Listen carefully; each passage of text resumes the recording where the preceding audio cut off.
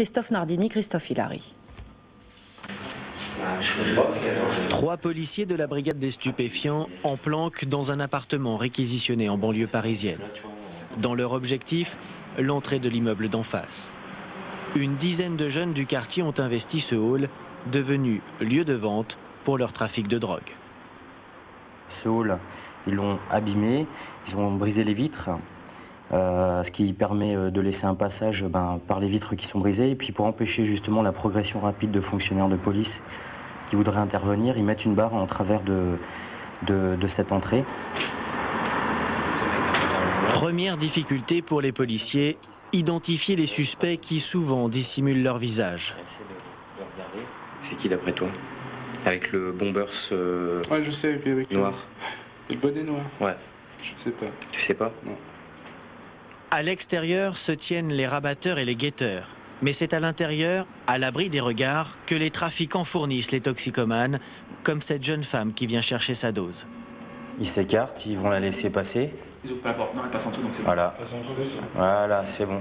Le tox, il va rentrer dans le hall, donc toujours par la petite porte, par la vitre qui est brisée. Et quand il ressort, c'est 20 secondes après. Donc voilà, elle ressort alors. Elle est au noir, jean bleu. Elle a en fait un blouson 3/4 noir. Elle a des kickers aux pieds. On se demande ce qu'elle peut penser. Ah ouais, on dirait un zombie.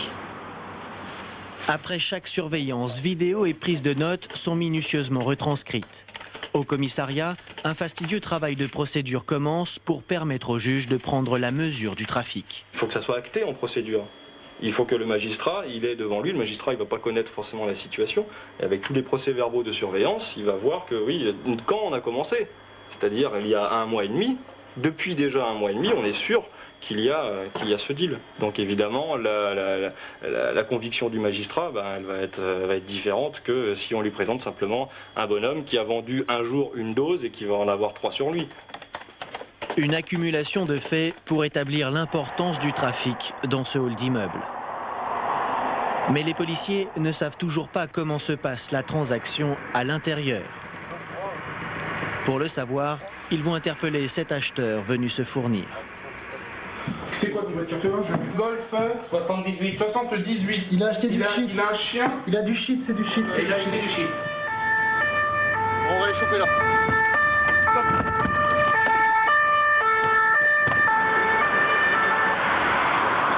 Les 100 grammes de résine de cannabis dont il a essayé de se débarrasser sont vite retrouvés par les policiers. C'est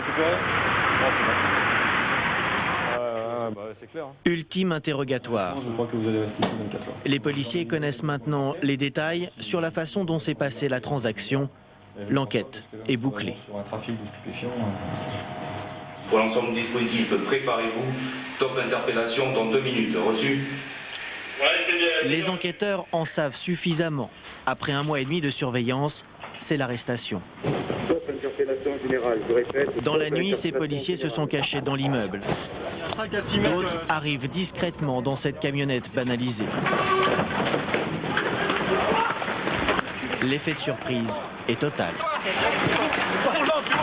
Mets les mains dans le dos, allez.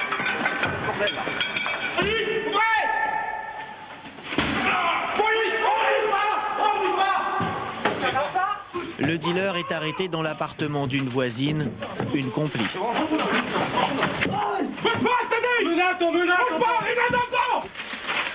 les gars, c'est bon. T'es en garde à vue. Putain. Il est 14h40. Est-ce que tu reconnais? Ouais, tout ça c'est à moi, c'est à moi. Qu'est-ce qu'il y a dedans? C'est à moi, il y a du shit, tout ça c'est à moi. C'est bon les gars. On trouve une arme donc. Dans une chambre, il découvre ce fusil à pompe ainsi que des munitions. C'est votre chambre ça, hein? Non, mais je savais pas. Honnêtement, je savais pas. Des barrettes. Puis la drogue, du cannabis, de l'herbe et pour 2100 € de cocaïne. Poudre blanche. De l'argent. De l'argent aussi, environ 1000 €. Selon les policiers, 3 jours de vente. On peut pas le. Non, c'est une petite prise. Enfin Pour une affaire de cité, au coup par coup, c'est une bonne petite prise, mais bon, c'est rien par rapport aux quantités qui circulent. 8 personnes ont été placées en détention. Au Plessis-Robinson, le 24 de l'avenue Léon Blum ne fournira plus à toute heure. Mais les policiers ne se font pas d'illusions. Le trafic va reprendre très vite ailleurs. Politique avec